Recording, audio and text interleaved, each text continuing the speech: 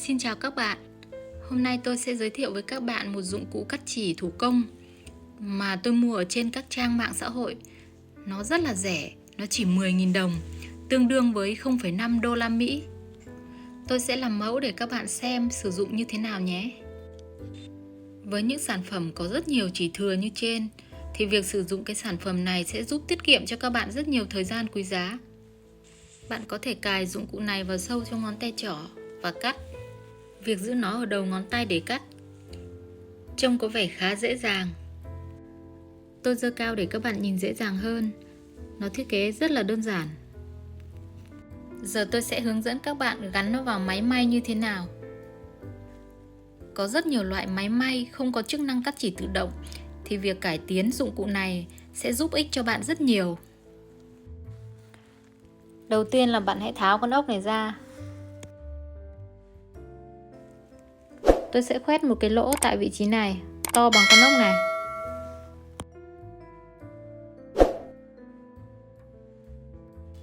Thay vì việc dùng một con dao dọc giấy thì các bạn có thể dùng một cái bút giữ nhiệt. Thì để tạo một cái lỗ nó sẽ dễ dàng hơn rất là nhiều.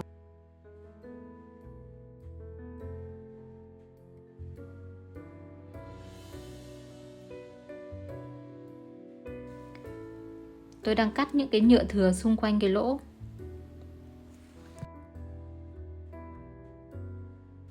Nó đã vừa vặn. Tôi tháo kim ra cho đỡ vướng. Bạn hãy nới lỏng con ốc ra một chút. Lắp thử dụng cụ vào. Nếu thấy vẫn lỏng thì bạn lại siết chặt con ốc thêm một chút nữa.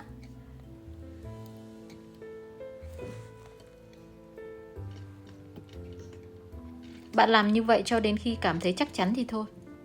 Nó đã khá chắc. Không thể bung ra được. Thử kiểm tra xem nó hoạt động như thế nào nhé.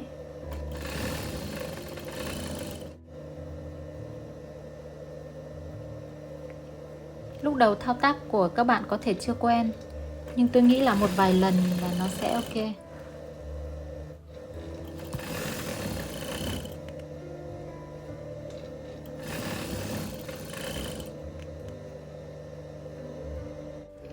Tôi quay sát xem nó như thế nào.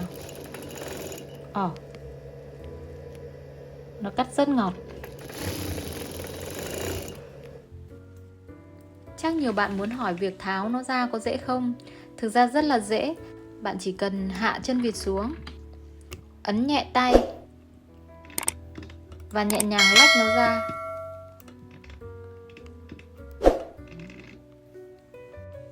Tôi hy vọng các bạn đã tìm được một phương pháp giúp tiết kiệm được rất nhiều thời gian may vá. Chúc các bạn thành công. Nếu bạn thích video, hãy nhấn nút like và nút đăng ký để xem những video mới nhất nhé.